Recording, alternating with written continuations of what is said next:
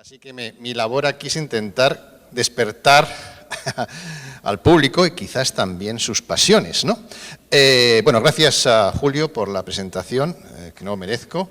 Gracias a Ángel Benzal por haberme invitado. La verdad es que es el segundo año. El año pasado no vine por el COVID y este año casi no vengo por el AVE. Se rompieron las catenarias y he venido aquí de milagro.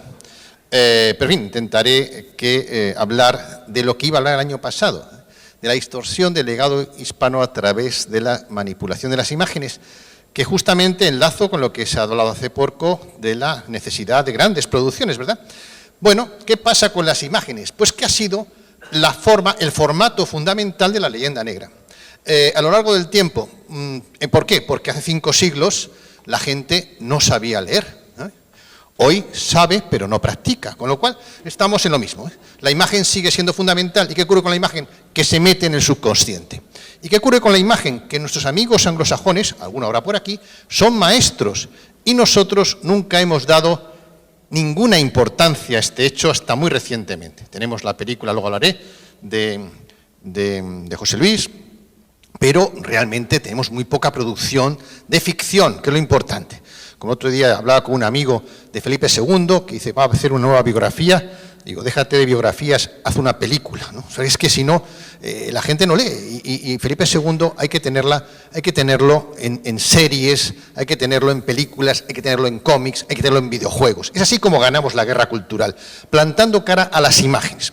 Y claro, hay una actitud que nos ha caracterizado, que es la actitud pasiva, esta de Quevedo, ¿no? La España defendida, el siglo XVII, cansado de ver el sufrimiento de España con que ha dejado pasar sin castigo tantas calumnias de extranjero.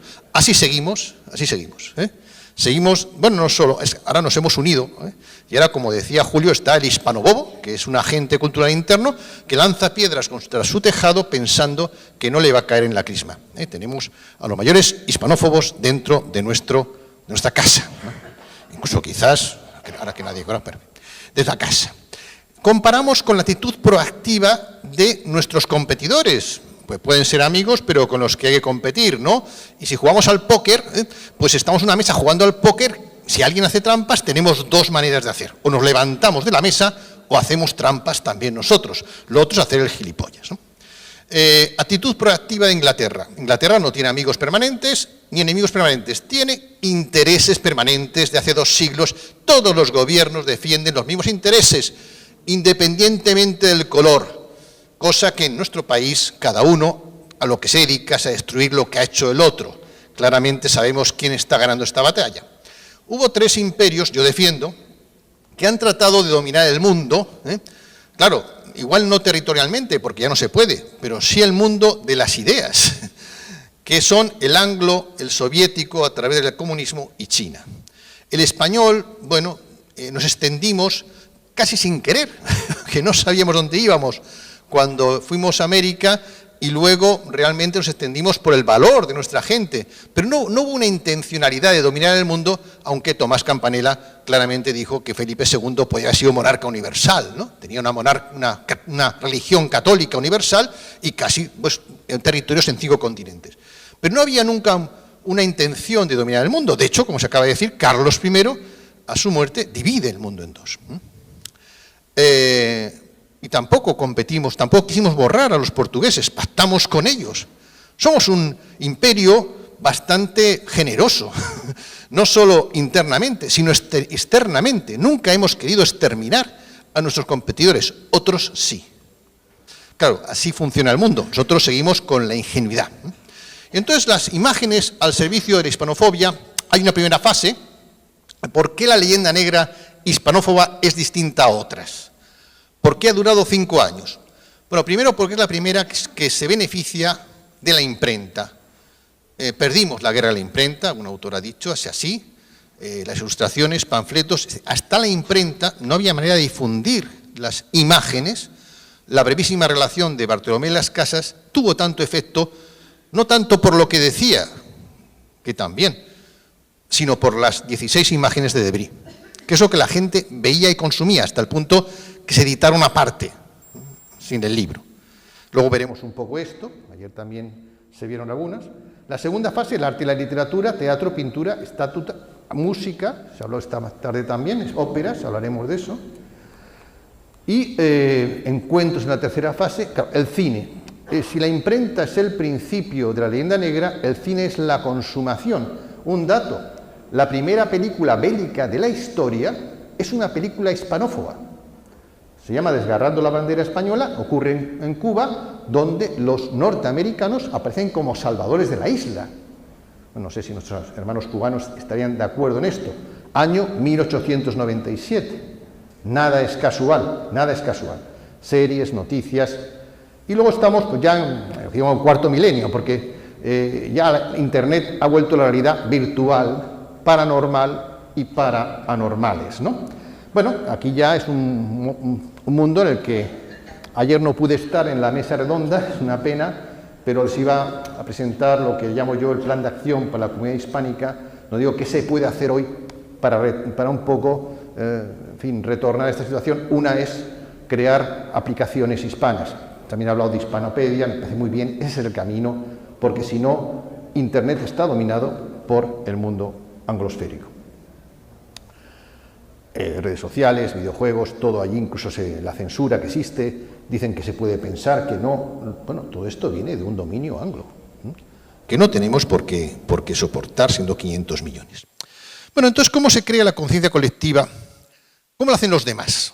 Los demás, yo digo que hay tres tipos de países: los que escriben su historia, que son el 95%, los que escriben su historia y aspiran a escribir la de los demás, son 5%, y los que dejan que su historia la escriban otros. Esto solo hay uno.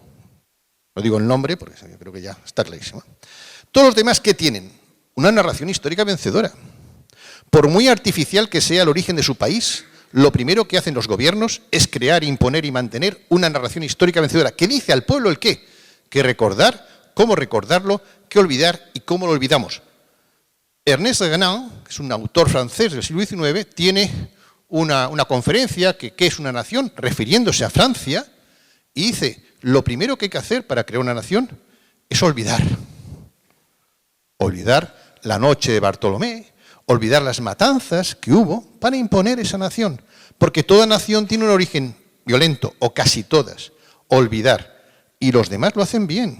También en América se ha olvidado mucho de la parte negativa de las mal llamadas guerras de independencia, para crear el sentimiento nacional. Junto a una mirada autoapreciativa, que es lógico, todos queremos ver la autoestima elevada, se ha dicho antes, la mirada autoapreciativa que te dice por qué creemos lo que creemos de nosotros y de los demás.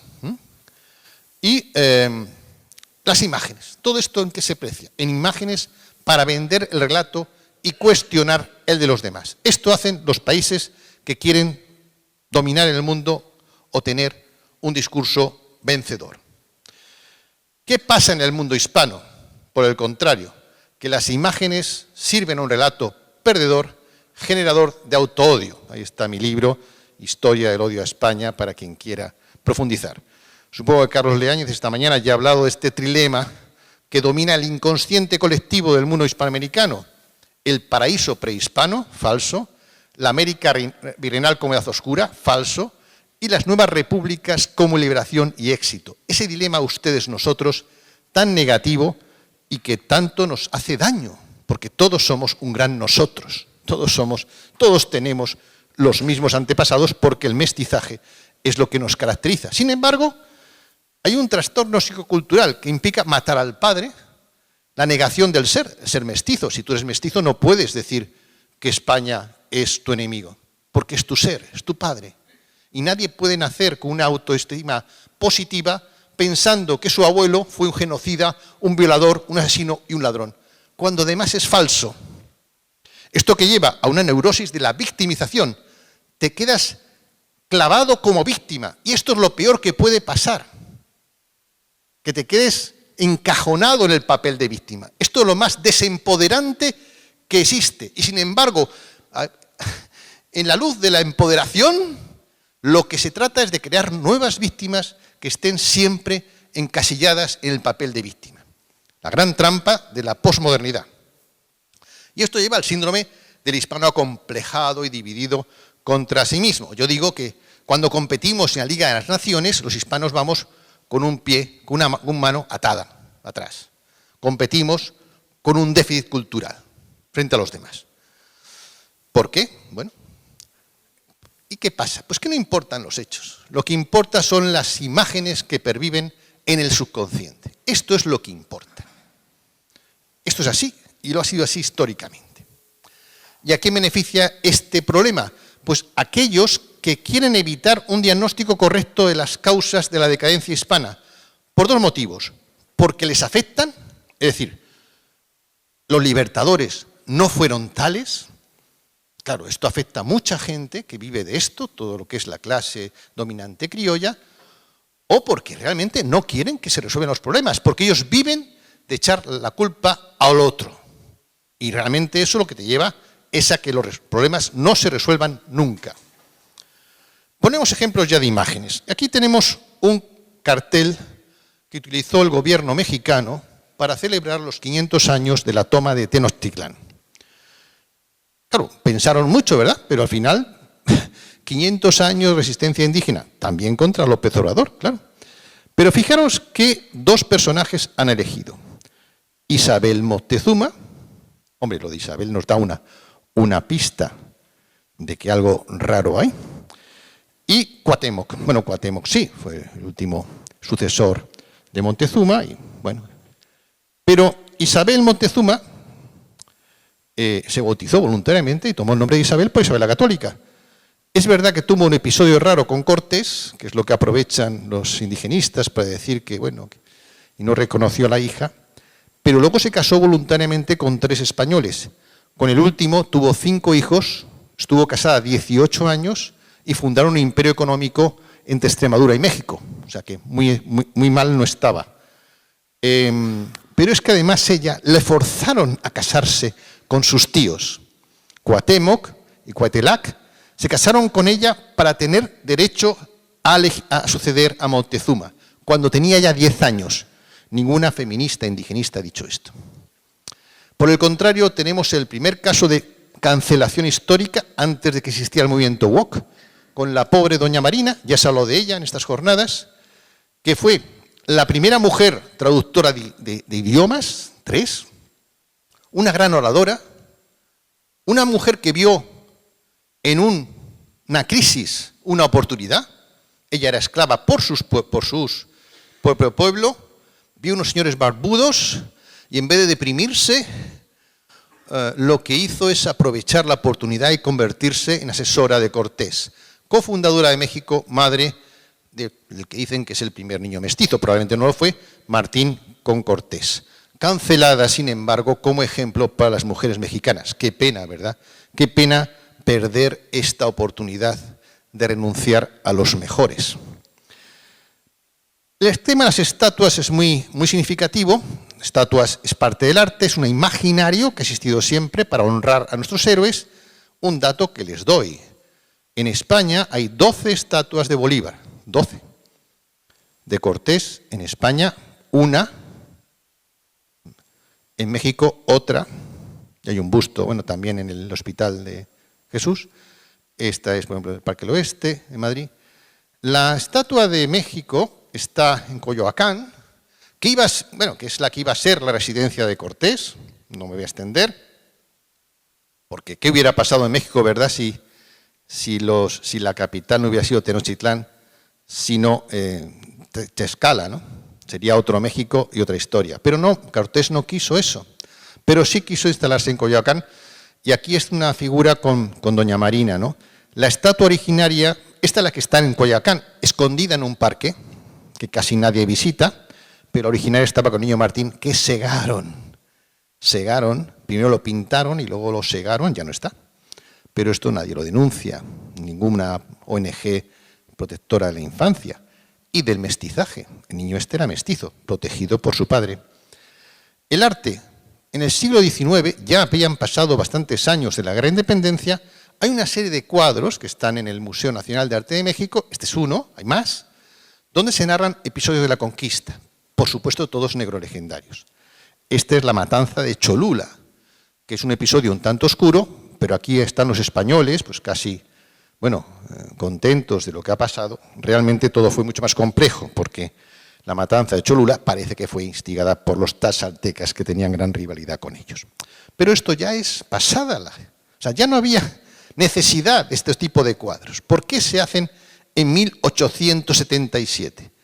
Porque los supuestos libertadores se daban cuenta de que no funcionaban las nuevas repúblicas, que todo lo que habían prometido no se estaba cumpliendo. Las expectativas iban para atrás. En vez de ser países más poderosos y ricos, eran menos, más divididos, más pobres. Había que recuperar la leyenda negra. Una de las razones por la que sigue vigente.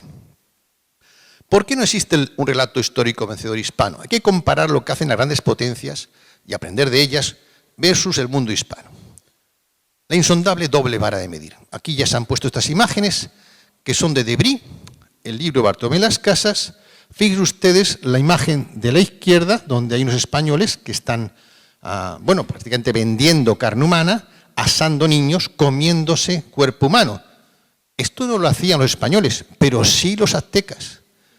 Sin embargo, esta campaña de manipulación fue tan tremenda que todo el mundo olvidó lo que pasaba en el mundo prehispano y lo achacaron a los españoles falsamente. Pero el propio Debris, misma época, prácticamente, esto es falso, hace unas imágenes también para ilustrar un trabajo de Jacques Lemoyne sobre la colonización francesa en la Florida con los timicúas. Fíjense ustedes la diferencia de imágenes.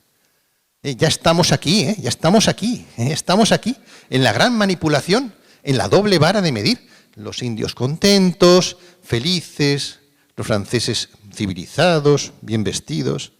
Ya estamos aquí, ya estamos aquí. La doble vara de medir se impuso en todo, en la guerra de religión, por ejemplo. Van den Ven, en la pesca de almas, está en el Rijksmuseum de Ámsterdam, es un cuadro que describe la guerra religiosa. Otro de los problemas por los que nos dieron tan fuertes es porque los protestantes querían, claro, acabar con el catolicismo. ¿Y quién defendía el catolicismo? Pues únicamente España, porque Francia siempre se defendió a sí misma, que era la otra potencia católica con el galicanismo. A la izquierda ven los protestantes, pulcros, los árboles verdes, el cielo azul, con la Biblia. A la derecha el mundo católico, los monjes gordos, hay tormenta, las caras, el dinero y el árbol seco.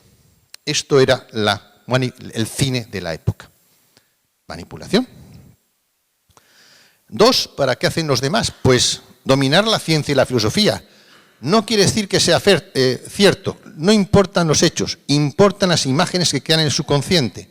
Quien denomina, domina. Carlos Leáñez creo que creó esta frase: nombrar las cosas permiten crear mitos, dicen también Fernández Armesto. Es muy importante, que dominar las cosas es un poder tremendo, fíjese que era de Dios. Bueno, pues a nosotros no nos dejaron ni siquiera nombrar el continente que descubrimos, tampoco los indígenas. Ni tampoco los pueblos originarios han reclamado este derecho a nombrar el continente. Lo nombraron unos cartógrafos oscuros de Centro Europa, con una tesis un poco rocambolesca de que quien había descubierto América no había sido Colón, sino un tal Américo Vespucio, que probablemente ni llegó a estar en América.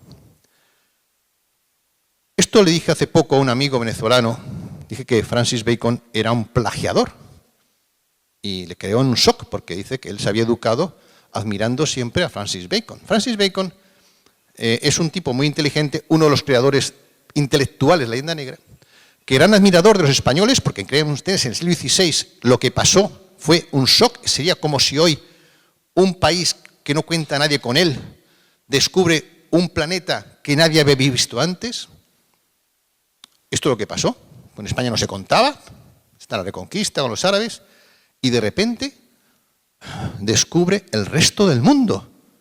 Es que hasta ese momento los europeos no sabían que existía ni América, ni Australia, ni Oceanía, ni tantas y tantas islas del Pacífico. Bueno, shock, en Europa shock. Y la gente admirando, qué gesta, qué maravilla. Pero luego, claro, Francis Bacon se dio cuenta, estos son tan listos que nos van a dominar el mundo, hay que ir a por ellos. Y como no nos vencían en el campo de batalla, los tercios dominaban, y en el mar, la armada dominaba, inventan o consolidan la guerra cultural. La guerra cultural se consolida aquí como un instrumento de dominación mental de los pueblos. Ya no hace falta dominar el territorio para dominar a un pueblo. Lo que pasaba con los romanos, llegaron aquí y nos dominaron. 2 siglos les costó, pero impusieron su lengua, sus costumbres, su religión. No nos quejamos, pero lo que hicieron. Pero para ello tuvieron que dominar el terreno. Ya no hace falta, basta dominar la mente. ¿Y qué hacen? Copiar. Copiar. Copiar y cancelar. Se trataba de copiar lo que hacían los españoles, pero atribuyéndose el mérito a ellos y cancelar que eso tuviera ningún origen español. Esta ha sido la estrategia del mundo franco-anglosajón los últimos 3-4 siglos. Y lo voy a demostrar. Es como decía Juan Luis Guerra, lo de me sube la bilirrubina, ¿no? Pues a estos les sube la metodología.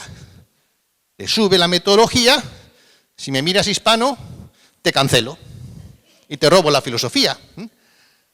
Esto es lo que han hecho. Han impuesto la metodología de quiénes son los primeros pensadores modernos, borrando la escuela de Salamanca. ¿Quién fue el creador del pensamiento científico empírico? Francis Bacon. Fíjense ustedes aquí. Su obra, Novum Organum, es una copia, la portada, del libro Regimiento de Navegación de García de Céspedes. ¿Cuántos conocen a García de Céspedes? Pueden levantar la mano, estamos en un público que goza de hispanidad. ¿Alguien conoce a García de Céspedes? Algunos sí, ¿no?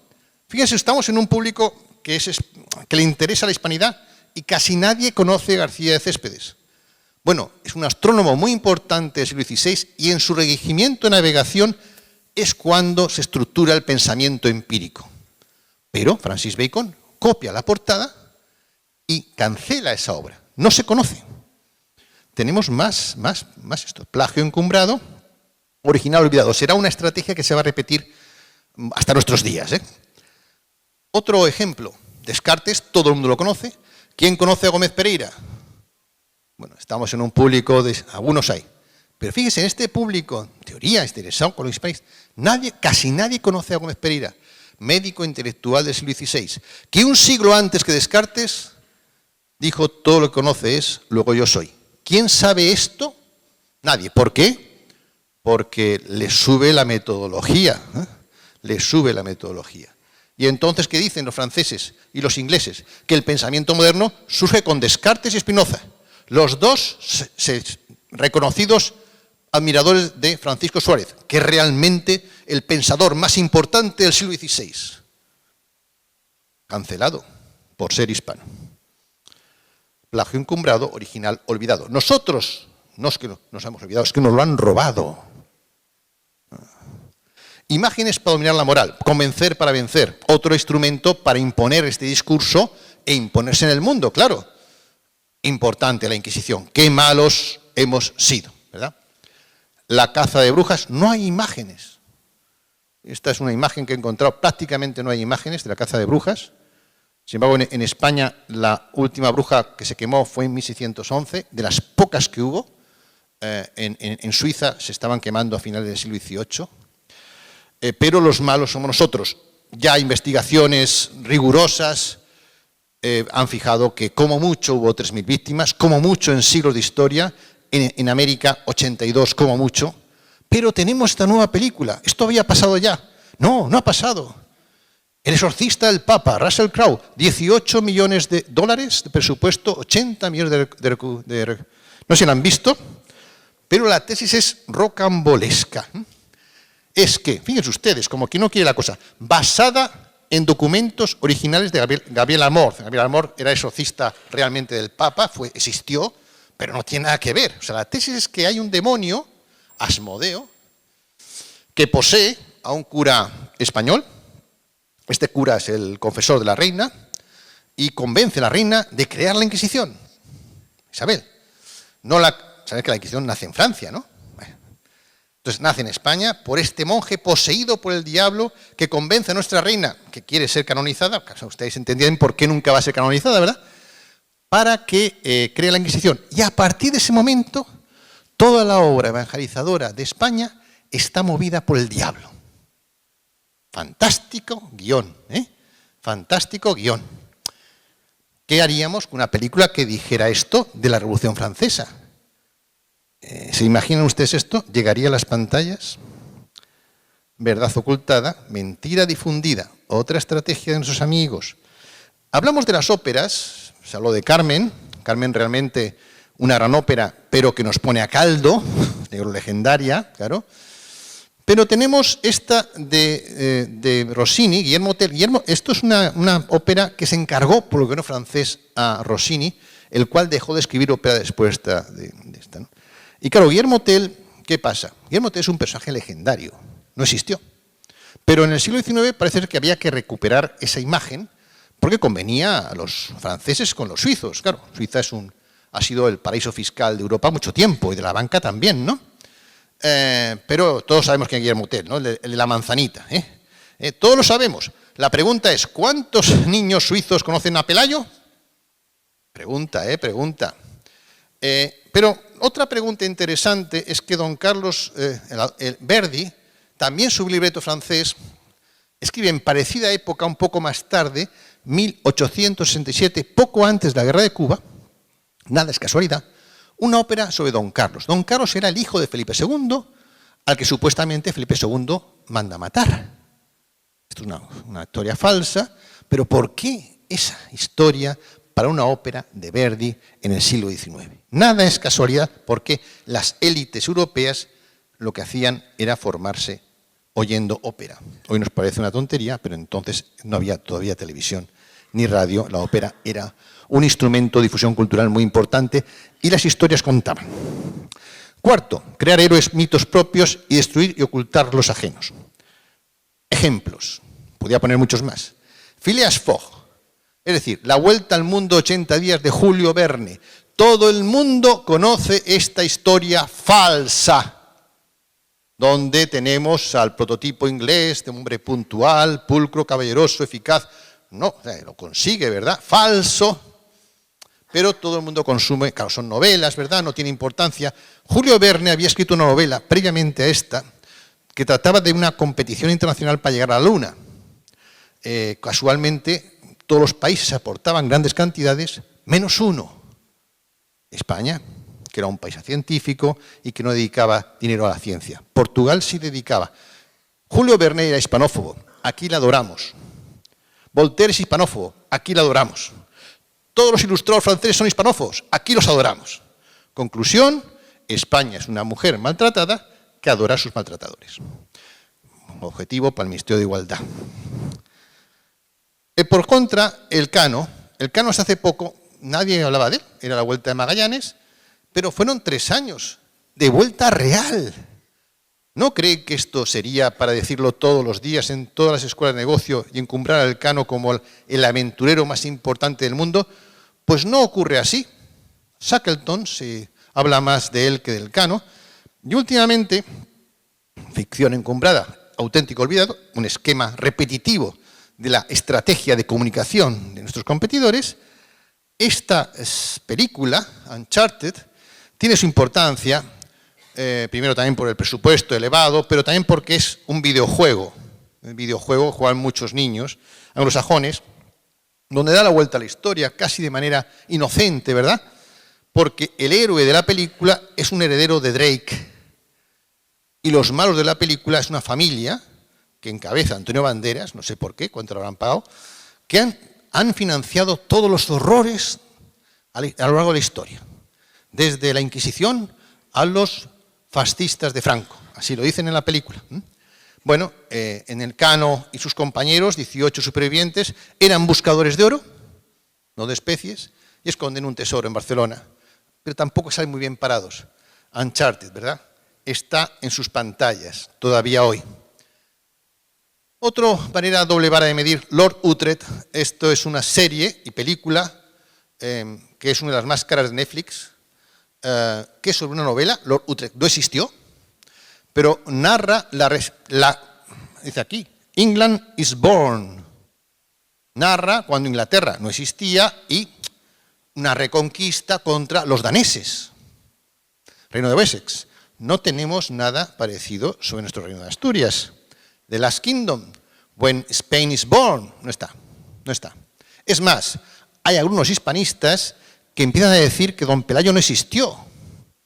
Bueno, ¿quién se hubiera inventado la historia de don Pelayo, todos sus sucesores? ¿Por qué esta manera de hacernos el harakiri histórico-cultural? Ficción encumbrada, realidad olvidada.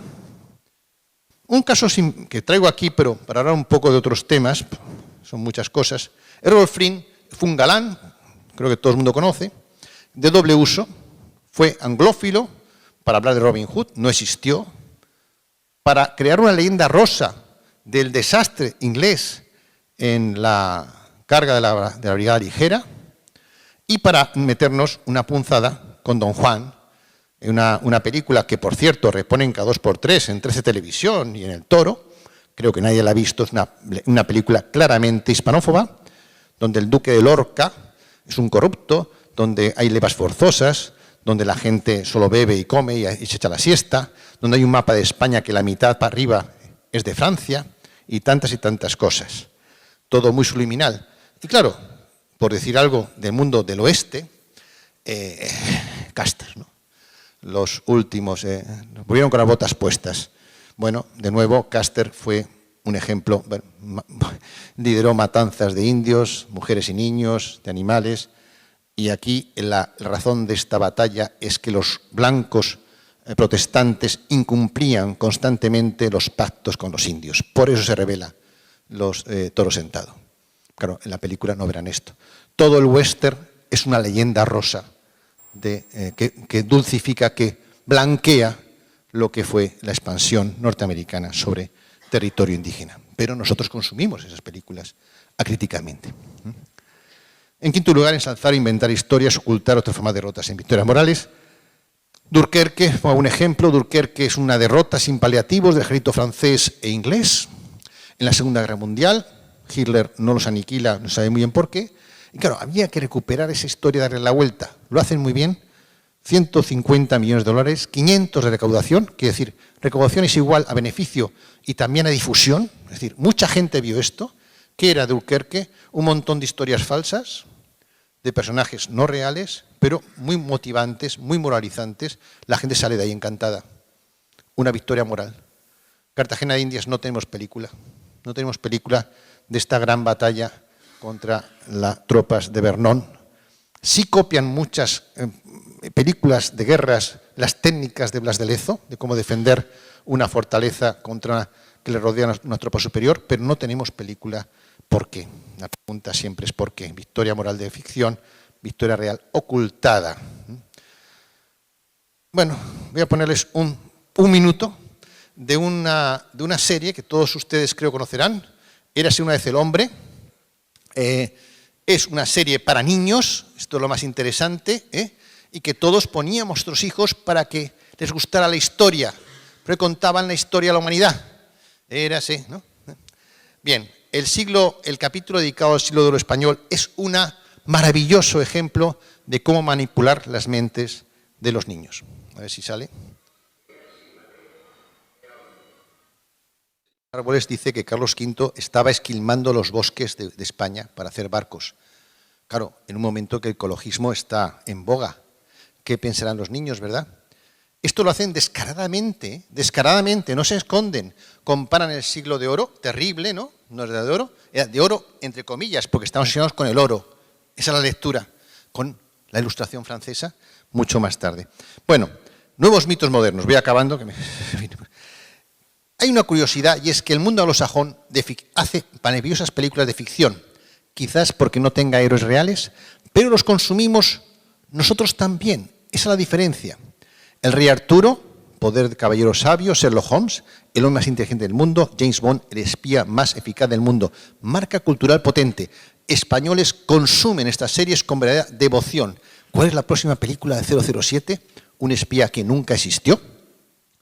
Tenemos personajes reales, nadie hace películas de ellos. Gran Capitán, creador de los tercios, invicto. ¿Por qué? Sin embargo, está el Capitán América, de ficción. Álvaro de Bazán, almirante invicto. ¿Por qué no se hace? Blas de Lezo, hombre, estamos en el momento de proteger a los discapacitados. Pues el superhéroe discapacitado por excelencia era Blas de Lezo. ¿Por qué no una película financiada por la ONCE? Yo doy ideas. Pues no va a ser que no. Entonces, ¿podemos aprender nuestra estrategia? Hombre, es justo y necesario, es nuestro deber y salvación aprender de toda esta gente. Ejemplos. The Crown, Isabel. Isabel fue una gran cosa. Isabel, luego Carlos, pregunta ¿por qué no hubo Felipe II? En cambio el gobierno. Intereses permanentes. ¿Se acuerdan de Lord Palmerston? Aquí no. The Crown son 13 millones por capítulo, hubo 50 capítulos. La serie más cara de Netflix, que hemos pagado todos los que tenemos Netflix, un plurireportaje para blanquear la imagen de la corona. Isabel, 726.000 por euro. Así es complicado competir. Es complicado competir. Que hay brotes verdes, evidentemente. Lope Linares, crowdfunding, 310.000. Financiación de la primera coalición, mucho mérito, evidentemente, pero todavía, claro, no podemos competir con los demás. La fortuna de Amenábar no está mal, ahí ya son 6 millones de euros por capítulo, que es donde se narra el robo del tesoro de las Mercedes. Hay brotes verdes, por lo tanto, ese es el punto con el que me gustaría acabar de optimismo. Pero, bueno, 4 recomendaciones. La batalla del lenguaje hay que darla, cambiarlo de Latinoamérica ya por Hispanoamérica o Indohispania, pero no un término francés. La batalla del relato hay que darla. Hay que volver a una mirada autoapreciativa como hacen todos los demás. ¿Por qué no nosotros? La batalla de las imágenes hay que darla. Tenemos héroes de carne y hueso, los demás tienen héroes de ficción. No necesitamos mentir para honrar. Es nuestra característica, nuestro hecho diferencial. Por eso somos peligrosos. Por eso hay que crear un Hispabut. Existe Hollywood, existe Bollywood en la India. Claro que por eso igual han llegado a la Luna, ¿verdad? Hay que hacerse esa pregunta. ¿Por qué han llegado a la India a la Luna? Y el mundo hispano está dividido pidiéndose perdón todos los días, no sé qué hacen, ¿no? Una academia de cine, es lamentable que nuestros cineastas se mueran porque le den una estatuilla a la película mejor en lengua extranjera. Somos 500 millones de espectadores, no merecemos unos premios hispanos, una academia hispana, una industria de cine hispana. Hagamos historioterapia, amémonos un poquito más, seamos un poco más, en fin, positivos de nuestra historia, porque en ello nos va nuestro futuro. Y finalizo con este tema porque, bueno, tengo un nuevo libro y tengo que hablar del libro. Esta es una imagen a la izquierda de la Galería Víctor Manuel II en la actualidad, de hace más de un siglo. Miles de turistas pasan por aquí. Roma se apropia del mejor legado del Imperio Romano. Todos los imperios tienen derecho a su leyenda rosa, salvo uno. Yo, ¿por qué no hablar ya del Sacro Imperio Romano Hispánico, que fue el que realmente sucedió al Imperio Romano, porque llevó todas sus aportaciones plus ultra? Lo del germánico fue un puro ejemplo de mercadotecnia. Muchas gracias a todos ustedes. Vamos a dar pie a 3 preguntillas.